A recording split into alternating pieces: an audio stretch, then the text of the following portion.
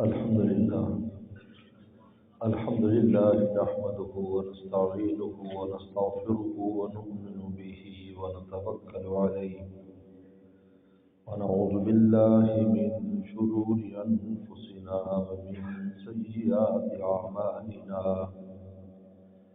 من يهده الله فلا مضل له ومن يضلل فلا هادي له ونشهد أن لا إله إلا الله وحده لا شريك له ونشهد أن سيدنا ونبينا وحبيبنا وشفيعنا ومولانا محمدا عبده ورسوله صلى الله تعالى عليه وعلى آله وأصحابه وبارك وسلم. أما بعد فأعوذ بالله من الشيطان الرجيم. بسم الله الرحمن الرحيم. ويزكيهم ويعلمهم الكتاب والحكمة.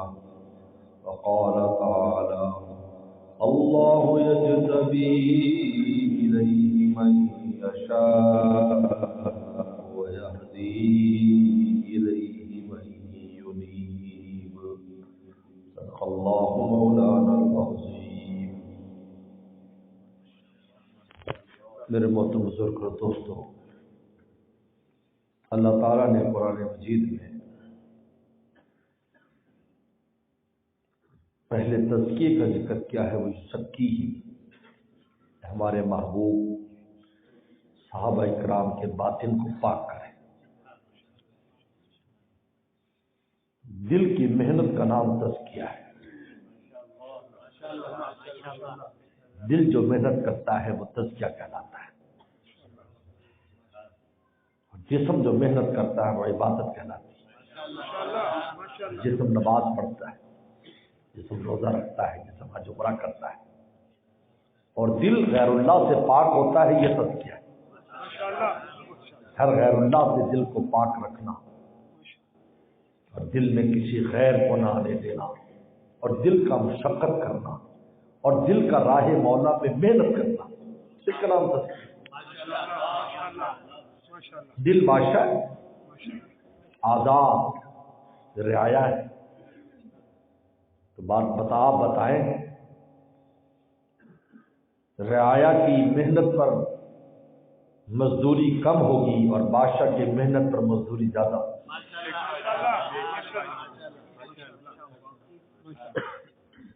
انسان دو قسم کی محنتیں کرتا ہے. ظاہری محنت ہے، جسم محنت کر رہا ہے، تلاوت کر رہے ہیں، نماز پڑھ رہے ہیں، جہاد کر رہے ہیں، تبلیغ کر رہے ہیں، درس و تدریس کر رہے ہیں، طالب علم بھی کر رہے ہیں، جسم محنت کر رہا ہے. ایک دل محنت کر رہا ہے. نفس اور شیطان سے اپنے آپ کو بچاتا ہے. یہ دل گناہوں سے بچتا ہے، حرام تمناؤں کا خون کرتا ہے، دل میں اٹھنے والی خواہشات کو اللہ رسول کے حکم پر قربان کرتا ہے. یہ دل کی محنت ہے. جو بادشاہ محنت کرے گا تو مزدوری بہت اونچی ملے گی. اس لیے اللہ تعالیٰ نے اس کی مزدوری کیا رکھی ہے؟ دل کی محنت کی مزدوری اللہ کی ولایت اور دوستی. اس لیے پیغمبر سلام نے بخاری شریف میں آتا ہے التقویٰ ہا ہونا واشارہ یا قلبی، اور میں تقویٰ یہاں ہے، یعنی یہ جو دل محنت کرتا ہے. کیونکہ دل میں جب گناہ کی ارادے آتے ہیں اور نفس اور شیطان اس کو گناہ پر لگانے کی کوشش کرتا ہے، یہ دل انکار کرتا ہے. نہ نفس کی مانتا ہے، نہ معاشرے کی مانتا ہے، نہ شیطان کی مانتا ہے. اپنے اٹھنے والی تمناؤں کا یہ خون کرتا ہے. گو بہت بلبلے دل کے ہمیں مجبور کرتے ہیں، تیری خاطر گلے کا گھونٹنا منظور کرتے ہیں. اللہ فرماتے ہیں تمہارے لیے ولایت ہے. اپنی ولایت کو تقوی پر رکھا ہے. ولایت کو نمازوں پر نہیں رکھا، نماز پڑھو گے ولی اللہ بن جاؤ گے. نہیں، اس نماز کے ساتھ تقویٰ بھی ہونا چاہیے. اس روزے کے ساتھ تقویٰ بھی ہونا چاہیے، اس حج عمرے کے ساتھ تقویٰ بھی ہونا چاہیے، اس جو ہے دعوت تبلیغ کے ساتھ تقویٰ بھی ہونا چاہیے، اس جہاد کے تقویٰ بھی ہونا چاہیے، اس درس و تدریس کا تقویٰ بھی ہونا چاہیے۔ اگر دل کے اندر کوئی ایسی بیماری ہے تو پھر دیکھو ظاہری محنت کی کوئی قیمت نہیں لگے گی۔ حدیث شریف میں آتا ہے کہ عالم ہے، قاری ہے، سخی ہے، شہید ہے، لیکن دل اندر سے اس کا خراب تھا، ظاہری محنت بہت بڑی تھی، فرمایا کہ وہ جنت میں نہیں جا سکے گا۔ کسی کو کبر روک دے گا، کسی کو بخل روک دے گا، کسی کو عجب روک دے گا، کسی کو حرام تمناؤں کرتے کرتے دل کو گندا کرنا روک دے گا۔ یہی وجہ ہے کہ مہر دل کے اوپر لگتی ہے، دل گندا ہوتا ہے، دل کی صلاحیتیں ختم ہوتی ہے، اس لیے وہ یزکیہم، ہمارے محبوب ان کے دل کو پاک کرے۔ جب دل کی زمین پاک ہو جائے گی پھر ان میں آنے والا علم اور ان میں آنے والا عمل سب کا سب بہت اعلیٰ قسم کا ہو جائے گا۔ یزکیہم، یہ دل کی محنت کا نام ہے۔ اس لیے میرے شیخ فرماتے تھے اللہ والے آنکھ بند کر کے بیٹھے ہوں گے، کوئی ذکر نہیں کر رہے، تلاوت نہیں کر رہے، دل کا جائزہ لے رہے ہیں کہ دل میں کیا ہے، کوئی غیر تو نہیں ہے، کوئی کبر تو نہیں ہے کہ کسی کو حقیر سمجھتا ہوں، دینداروں کو کبر کے راستے سے مارتا ہے، میں بہت اچھا ہوں، یہ دیکھو کیسے یہ کیسے استغفر اللہ استغفر اللہ۔ اس لیے کہ ساری تو خدا کی توفیقات ہیں۔ آپ اگر نمازی ہیں آپ کا کمال ہے، کوئی کمال نہیں۔ آپ مومن ہیں آپ کا کمال ہے، کوئی کمال نہیں۔ ان کی عطا ہے، آپ کو دے دی، توفیقات دے دی، کل کو اس کو دے دے، ہو سکتا ہے ہم سے آگے نکل جائے، ہم خچر رہے وہ گھوڑے کی اولاد ہو اور آگے بھاگے کہیں سے کہیں نکل جائے۔ چنانچہ کتنے بڑے بڑے گناہگاروں کے بارے میں آتا ہے، جب اللہ نے ہدایت کا راستہ دکھایا تو کتنے لوگ پیچھے رہ کر وہ آگے نکل گئے، حالانکہ ان کی زندگی گناہوں کے اندر گزر رہی تھی، لیکن جب ان میں اللہ نے صلاحیت، جب توفیقات دی، چاند کی رفتار بھی کم پڑ گئی ان کی رفتار کے ساتھ، ایسے خدا تک پہنچے۔ کتنے اولیاء کرام کے بارے میں آتا ہے، کتنے اللہ تعالیٰ کے پیاروں کے بارے میں ایسے آتا ہے۔ وہ ذکی ہی تو جب بادشاہ مزدوری کرے گا اس کا صلہ بھی اونچا ملے گا اس کا۔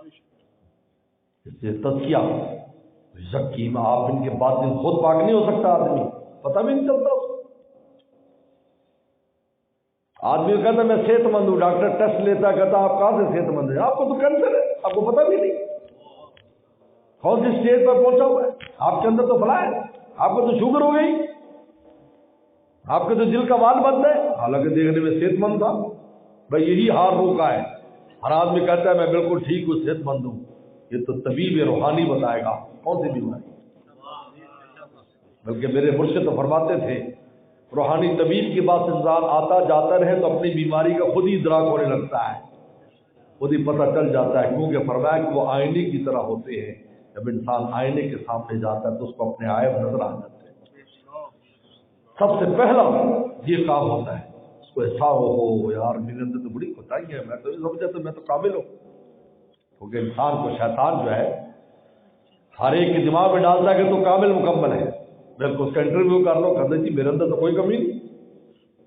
اس لیے میں اکثر یہ ملفوظ بیان کرتا ہوں، شرف الدین یحییٰ منیری رحمۃ اللہ علیہ کا بہت سیدھی بات ہے، پر میں انسان کا دوسرے انسانوں کی نظر سے گرنا بہت آسان ہے، لیکن اپنی نظر سے گرنا مشکل ہے، اور جب تک اپنی نظر سے نہیں گرے گا خدا کے ہاں کوئی مقام نہیں پائے گا۔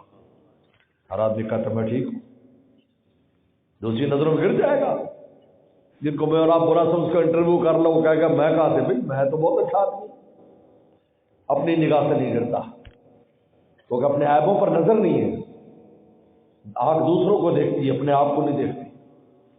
چراغ تلے اندھیرا ہوتا ہے، چراغ جلاؤ گے اوپر روشنی ہے نیچے اندھیرا ہے، آپ میں دوسروں کو دیکھتا ہے فلاں ایسا فلاں ایسا، فلاں اپنے کو نہیں دیکھتا کہ خود کیسا ہے، کبھی غور ہی نہیں کیا۔ اس لیے میں تو آج کل یہی کہتا ہوں، ہر جگہ کہہ رہا ہوں بھائی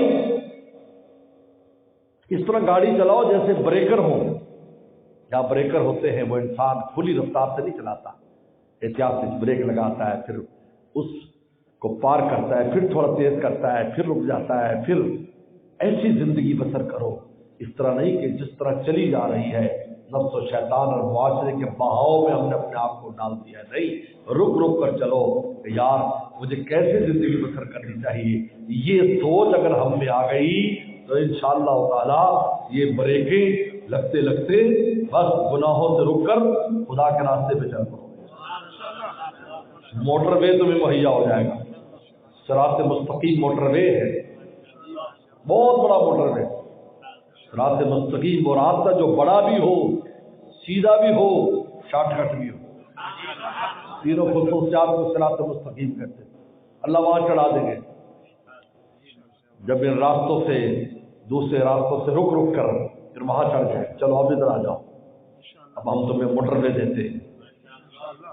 اور اگر ایسی زندگی بسر کرے گا جیسے چل رہی، اللہ میں معاف فرمائے، کوئی خبر نہیں ہے دن کیسے گزرنا. شام ایک روٹین ہے، صبح سے شام اور شام سے صبح. کہیں بریک لگا کر نہیں سوچتے کہ ہم کہاں جا رہے ہیں، ہماری منزل کیا ہے، کدھر جا رہے ہیں.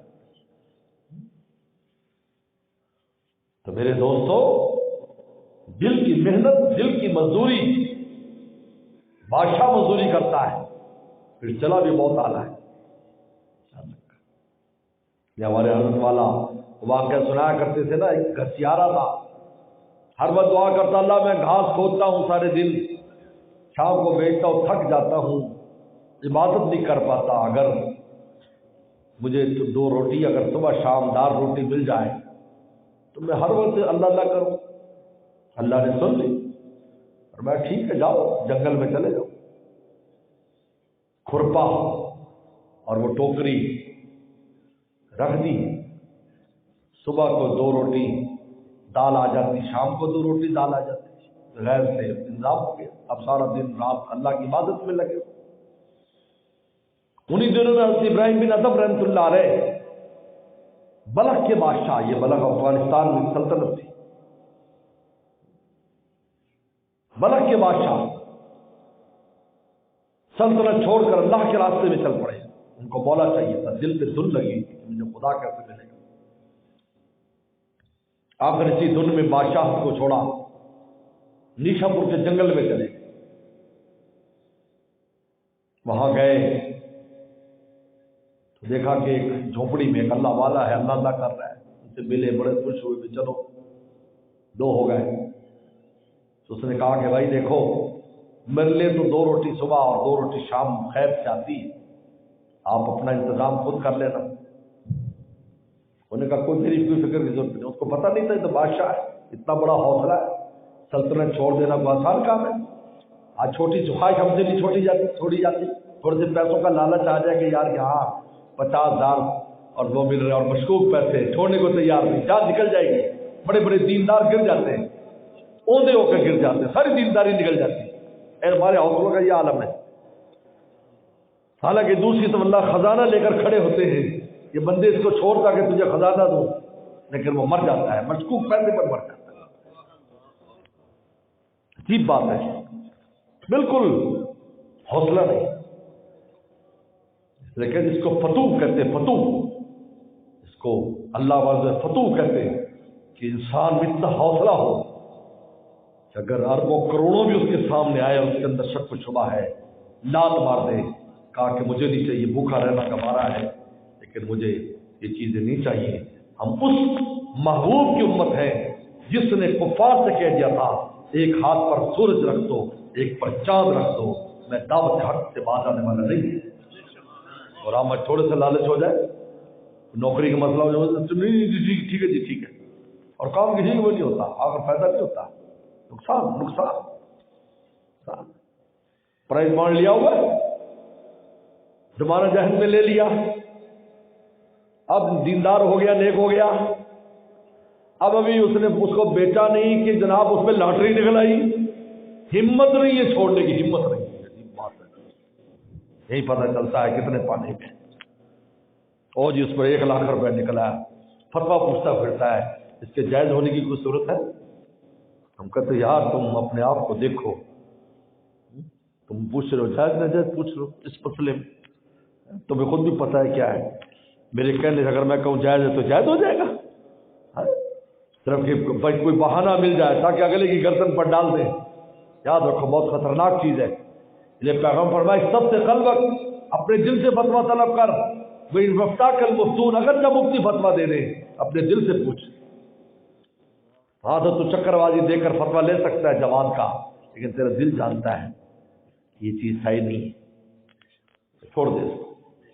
بلکہ پیغمبر اسلام نے یہاں تک فرمایا کہ میرے دربار میں، رسول اللہ کے دربار میں بعض لوگ آتے ہیں وہ اپنی بات کرنے میں دوسرے کے بنسبت زیادہ اچھے دلائل دیتے ہیں، تو میں اگر ان کے حق میں فیصلہ بھی کر دوں تو دوسرے مسلمان بھائی کا مال اس کے لیے حلال نہیں ہوگا رسول اللہ کے فیصلے کے بعد. اب بتائیے، آپ فیصلہ کر دیں کہ یہ چیز تیری، الحن بحجتہ، اپنے دلائل بیان کرنے میں زیادہ فرق. دوسرا بیچارہ اپنی بات نہیں کر سکا، اب قاضی تو اس پر فیصلہ کر دے گا، لیکن اس کو پتہ ہے کہ چیز اس کی نہیں ہے، تو پتہ ہے چیز اس کی، تو پتہ ہے چیز اس کی نہیں. الحن بحجتہ، ویسے اس کے لیے جائز نہیں ہو جائے گا. رسول اللہ فرما رہے ہیں آپ بھی اگر کہہ دیں چیز اس کی ہے لیکن حقیقت میں نہیں ہے، ظاہری دلائل پر فیصلہ کر دیا، اور میں وہ چیز اس کے لیے ہونے والی نہیں. تو بادشاہ چھوڑ دینا معمولی حوصلہ نہیں تھا، اس لیے کہ میں اللہ کو پالوں. یہی وجہ ہے دنیا میں کتنے بادشاہ گزرے ہیں، کبھی مسجدوں میں ان کا ذکر کیا ہم نے، کوئی عالم ان کا بزرگ کرے گا ذکر ان کا، لیکن بادشاہ نے فقیری اختیار کی. آج کئی سو سال بعد ہی مسجد میں اس کے تذکرے ہو رہے ہیں، تو وہ خدا کا پیارا بن کر گیا. ورنہ کتنے بڑے بڑے بادشاہوں کی کتنی تاریخیں ہیں، پڑھنے کو بھی دل نہیں چاہتا ان کے حالات کو. تو ان کا آپ فکر نہ کریں. اب رات ہوئی تو پورا نشا پور کا جنگل جو ہے وہ کھانے کی خوشبو سے مہک گیا، پورا نشا پور کا جنگل. وہ جو درویش تھے، گھسیارے جو تھے، گھاس بیچنے والے، پریشان ہوئی یہ کیا ہے خوشبو کھانے کی. دیکھا ابراہیم بن ادم وہ بھی قریب میں ٹھہرے ہوئے تھے، تو وہاں پر جنت کا دسترخوان آیا ہے جس پر انواع اقسام کے کھانے. وہ ان کے پاس لے کہا کہ آپ بھی تناول فرمائے، میری روٹی بھی آ گئی، آپ کی روٹی پہلے آ گئی، میری بھی اللہ نے بھیجی. تو ان کے دل میں تھوڑی سی وہ پیدا ہوئی، وہ جو کیسے آ رہا تھا اس کے دل میں تھوڑا سا ایک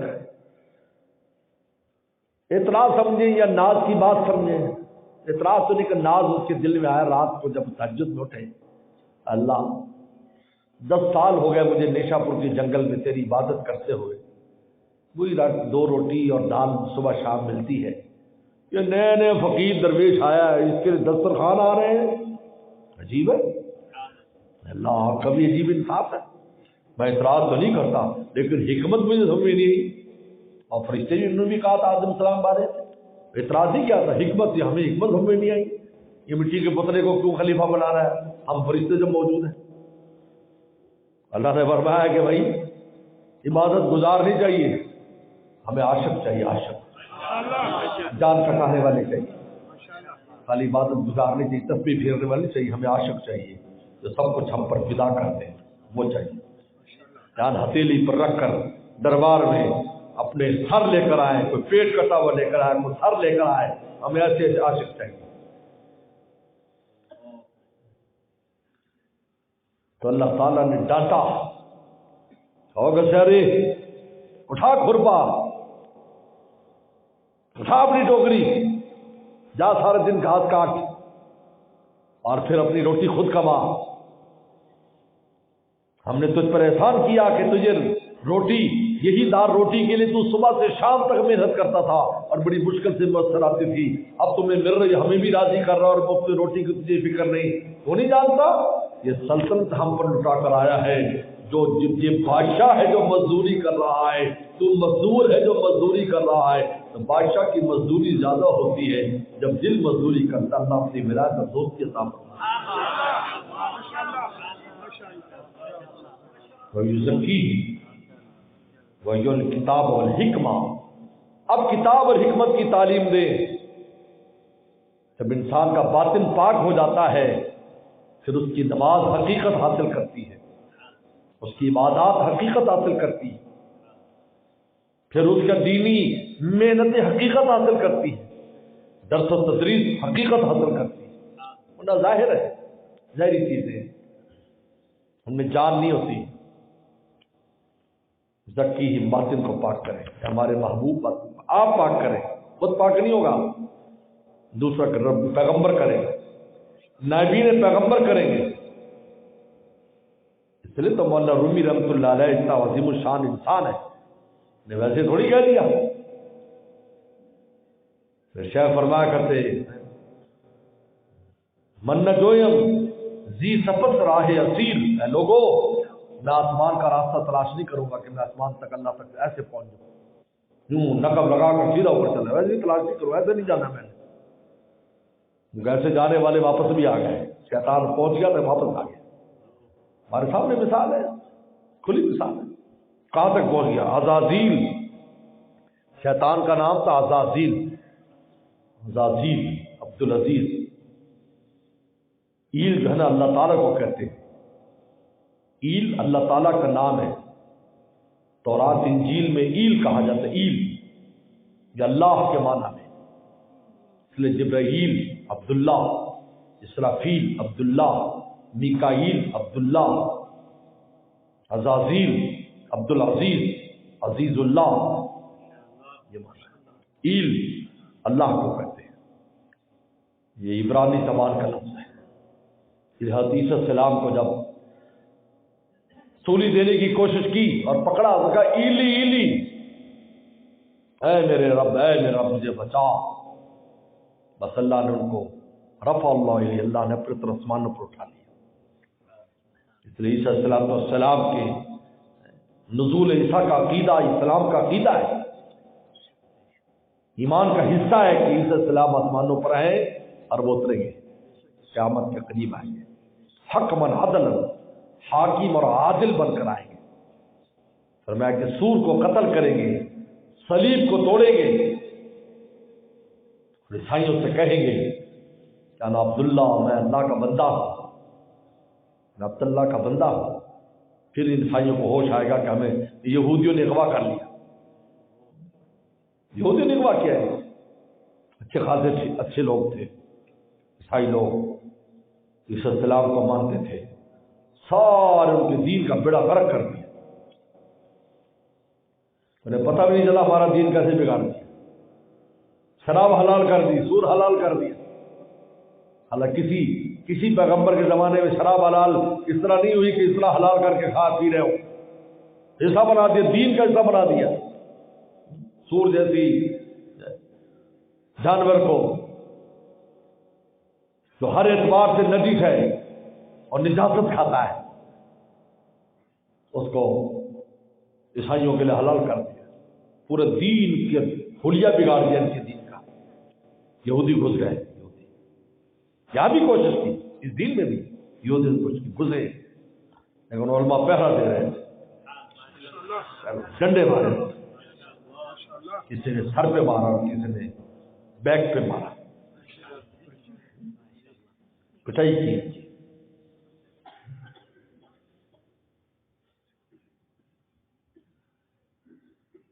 تو ایل کہتے اللہ تعالیٰ، تو عزازیل شیطان اتنا اونچا چلا گیا، بالکل واپس ہو گیا، لیکن امتحان میں فیل ہو گیا، کیونکہ اللہ کا عشق اس میں نہیں تھا۔ کسی عاشق کے پاس بیٹھتا تو عشق آتا نا، اس لیے حضرت تھانوی فرماتے ہیں کہ شیطان عالم بھی تھا، عابد بھی تھا، عارف بھی تھا، عاشق نہیں تھا۔ ہوگا عاشق یہ دیکھتا ہے کہ حکم محبوب دے رہا ہے، بس اتنا کافی ہے، وہ یہ نہیں دیکھتا کہ کیا حکم ہے۔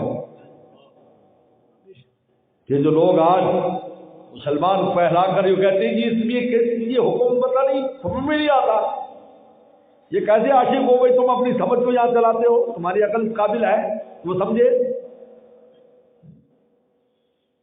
تم تو بیگم کو چیز پکا لے سمجھ نہیں سکتے کہ اس کے اندر کیا کچھ ڈالا ہے، ابھی آج عجیب سا ذائقہ ہے، اس میں کیا ڈالا ہے تم پوچھتے ہو؟ تمہاری عقل کا تو یہ عالم ہے۔ اپنے بارے میں تمہیں جب تک ٹیسٹ نہ کراؤ، الٹرا ساؤنڈ نہ کرو تو اپنے آپ کا پتہ نہیں تمہارے اندر کیا ہے۔ اللہ تعالیٰ کے حکام کو سمجھو گے کہ اس میں کیا حکمت ہے؟ آسمانوں سے جو نازل ہو رہا ہے، عاشق کا کام ہے بیچون و چرا مان لے بس۔ جب بات لوگوں کو بڑی ہوتی ہے کہ جی اس کی حکمت بتا دیں، تو اس کی حکمت یہ ہے کہ مولا کا حکم ہے، سب سے بڑی حکمت یہ ہے، رسول اللہ کا حکم ہے، بس بات ختم ہو۔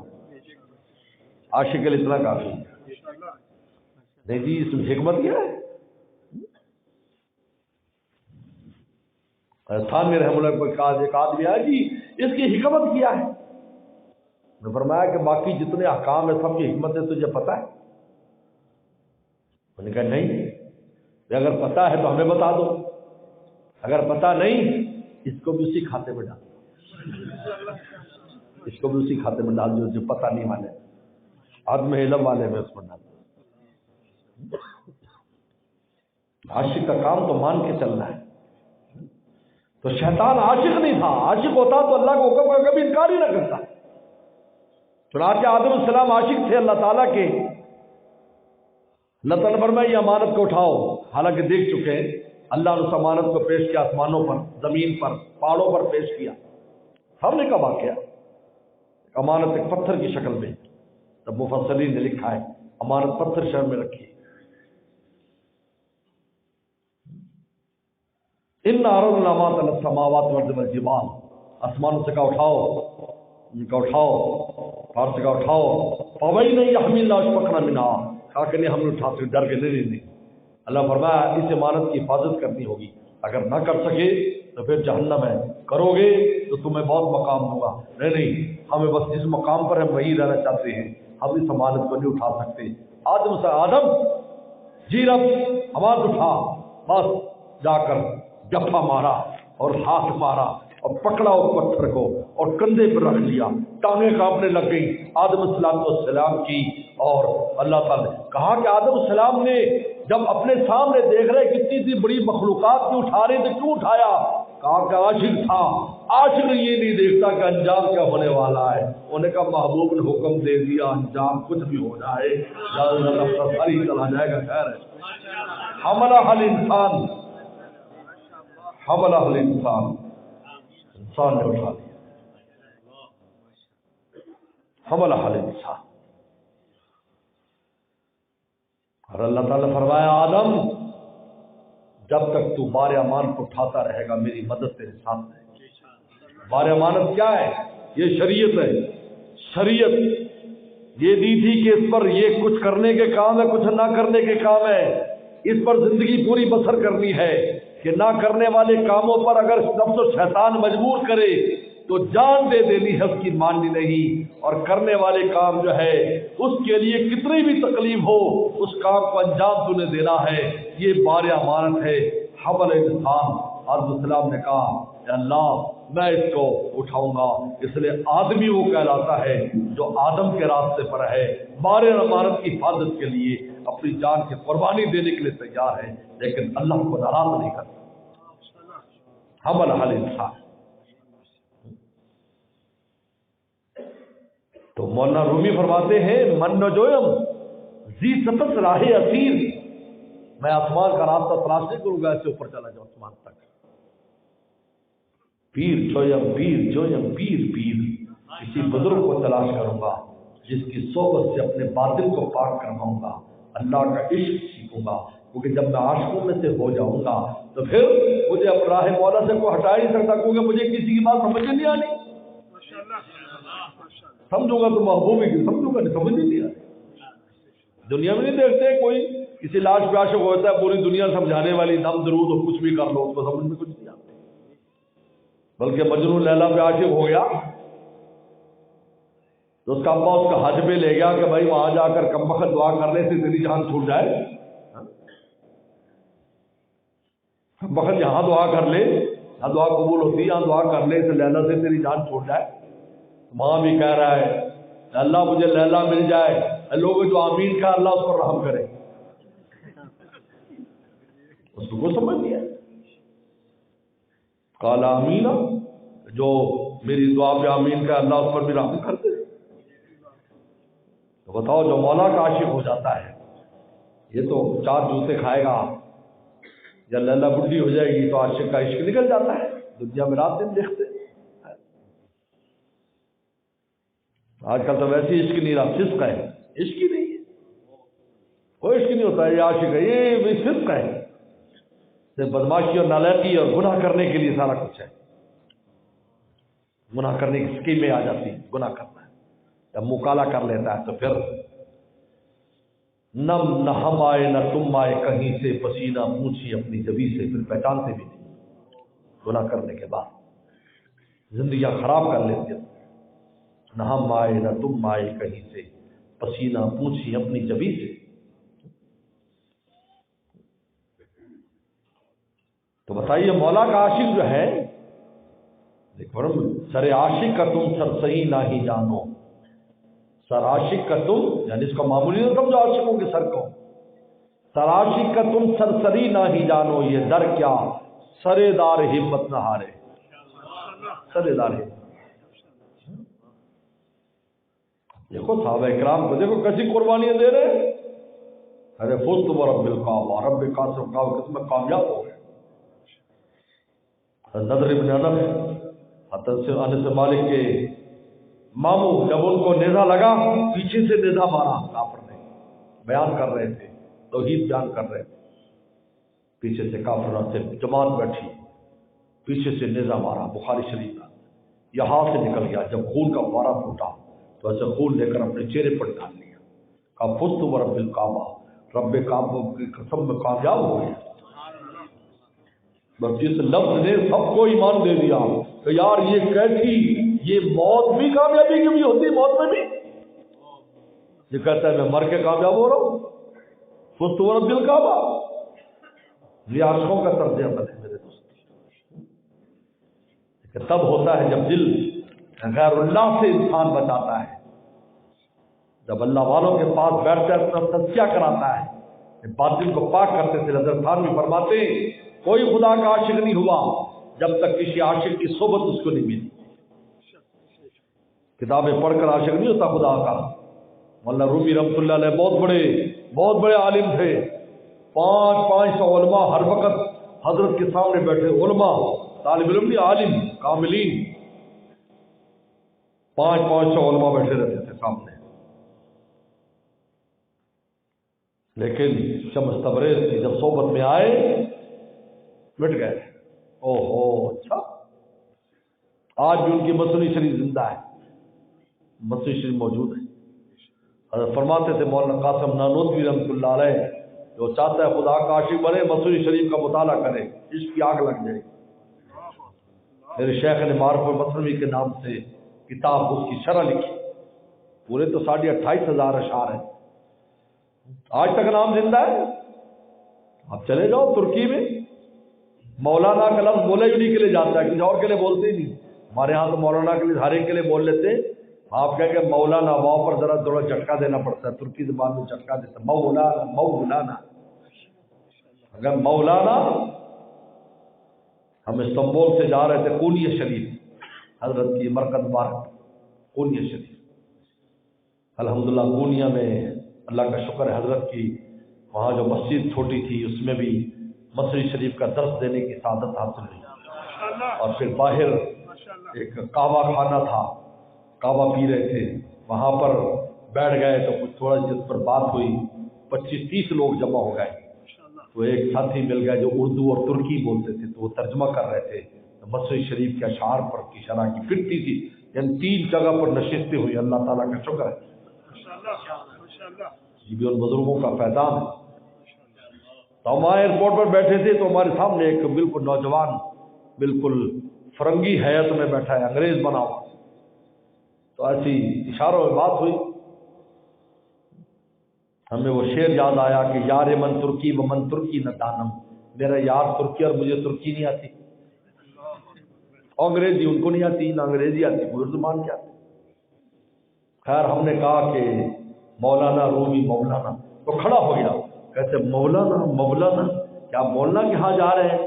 پونیا میں کہا، ایسے ادب سے ہاتھ کھڑا ہو کر، حالانکہ چھٹی صدی ہجری کی آج سے 900 سال پہلے کے شخص ہیں، لیکن فرماتے مولوی ہرگز نہ باشد مولائے روم تا غلام یہ شمس تبریزی نشد، یہ تو مولوی رومی تھا، آج مولائے روم بنا ہوا ہے کیونکہ شمس تبریزی کی غلامی کی ہے۔ مولوی ہرگز نہ باشد مولائے روم تا غلام شمس تبریزی نشد۔ پھر اسی قونیا میں جہاں سلجوقی بادشاہ زیارت کے لیے آیا کرتا تھا، اتنے بڑے انسان تھے، سلجوقی بادشاہ تھا، سلجوقوں کا اس وقت دور تھا، اس کے بعد عثمانیوں کا دور آیا، وہ مسجد مدرسہ ساری جگہ میں نے دیکھی،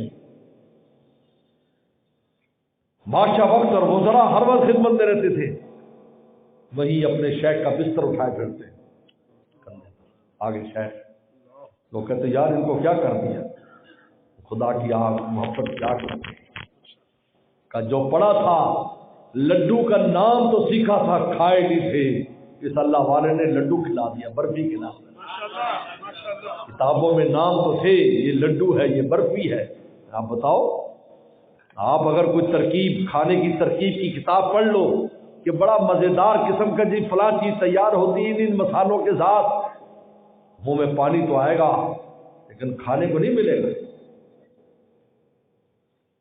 انہوں نے کہا کہ وہ جو لڈو تھا، یہ شمس تبریز نے تو لڈو کھلا دیا، وہ اللہ کا تعلق کیا ہوتا ہے، اللہ کا وصل کیا ہوتا ہے، کیفیات کیا ہوتی۔ یہ سلمان ندوی جیسا انسان عرب و عجم میں جن کا غلغلہ تھا اپنے زمانے میں، ایسی عربی بولتے تھے، عرب کہتے تھے یار آپ آدمی ہے ہی نہیں، ہزاروں صفحات جنہوں نے عربی کے مطالعہ کیے ہوئے تھے کتابیں، تھانوی نام خدمت میں آئے اور وہاں آئے تو کہا کہ تو نے مجھ کو کیا سے کیا شوق فراواں کر دیا، پہلے جا پھر جانے جا پھر جانے جانا کر دیا۔ مولانا روح حضرت فرمایا تھانوی نے فرمایا حضرت اتنے عرصہ ہو گیا، زندگی گزر گئی قرآن حدیث پڑھاتے ہوئے، لیکن دل کو وہ چیز نہ ملی جو آپ کی چند دن کی صحبت سے مل گئی، انوارات حقیقت ہو گئی، قرآن کے انوارات محسوس ہونے لگے۔ وعدہ آنے کا شب آخر میں ہے، صبح ہی سے انتظار شام ہے، نام لیتی ہی نشہ سا چھا گیا، ذکر میں تاثیر دورے جا۔ تو پھر مولانا رومی نے فرمایا، وہ شعر لکھا کہ لوگوں تم خدا کے عشق کو وہ معمولی سمجھتے ہو، تم سمجھتے ہو خدا کے عشق کو آئے اور تمہیں مٹائے نہ، یہ کیسے ہو سکتا ہے؟ جب اللہ تعالیٰ جب باطن کا تزکیہ ہوتا ہے، اللہ کا نور آتا ہے، انسان مٹ جاتا ہے، پھر اس کو اپنی ذات محسوس نہیں ہوتی کہ میں بھی کچھ ہوں، کچھ ہونا میری ذلت اور رسوائی کا سبب ہے، میرے اعزاز یہی کہ میں کچھ بھی نہیں۔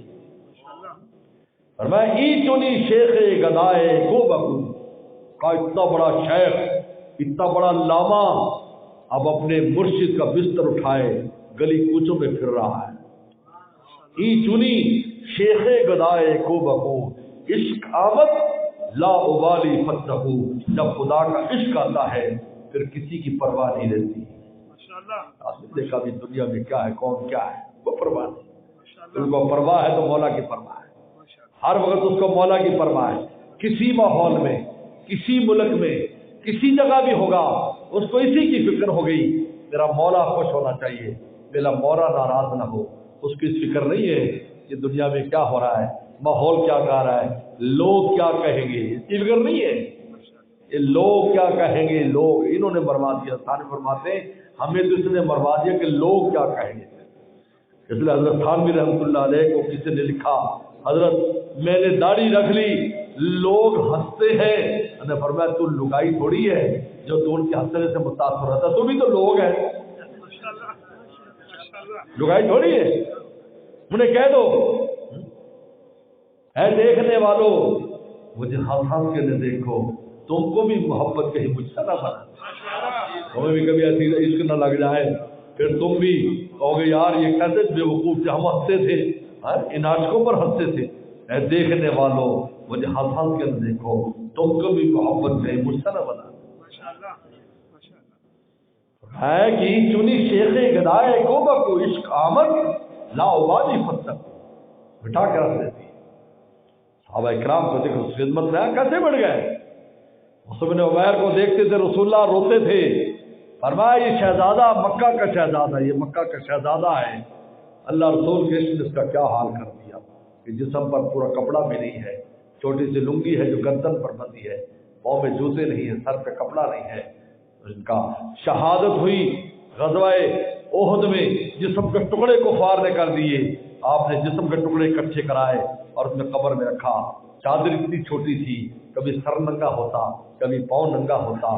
جو مکہ کا شہزادہ تھا، مکہ کا مالدار تھا، مکہ کا تاجر تھا، حسن و جمال بھی یکساں تھا، جب خوشبو لگاتا تھا پورے مکہ والے اس خوشبو کے مقابلے کی خوشبو نہیں لا سکتے تھے۔ آج یہ عالم ہے اپنے خون میں نہایا ہوا ہے اور اس کی کپڑا پورا نہیں آ رہا، اور میں کپڑا سر پہ ڈال دو، پاؤں کے اوپر اس کی گھاس ڈال دو اور اس کو اسی طرح دفن کر دو۔ میرے دوستو یہ کیا ہے؟ عشق آیا، عشق آمد لا ابالی فتح، جب اللہ رسول کے عشق آتا ہے انسان کو مٹا دیتا ہے، اس کو پرواہ نہیں ہوتی، کچھ پرواہ نہیں کیا ہو رہا ہے، عالم کیا کر رہا ہے۔ آج جو ہم لوگ کرتے پھرتے یہ وہ کیا کرے گی، کوئی بچانے والا نہیں میرے دوستو۔ زندگی میں بھی مولا ساتھ ہے تو راحت کی زندگی، قبر میں بھی آخرت میں بھی، ہر جگہ مولا کا معاملہ ہے، مولا ساتھ ہے۔ وَمَعَكُمْ أَيْنَمَا تم جہاں ہو مولا تمہارے ساتھ ہے۔ اللہ اپنی معیت دیتے ہیں، بھائی ہمارے ہو جا ہم تمہارے ساتھ ہیں۔ نفس نہ نفس بچانے والا ہے، نہ شیطان بچانے والا ہے، نہ لوگ بچانے والا ہے۔ بس میرے دوستو اللہ مجھے اور آپ کو عمل کی توفیق عطا فرمائے۔ وآخر دعوانا ان الحمد للہ رب العالمین۔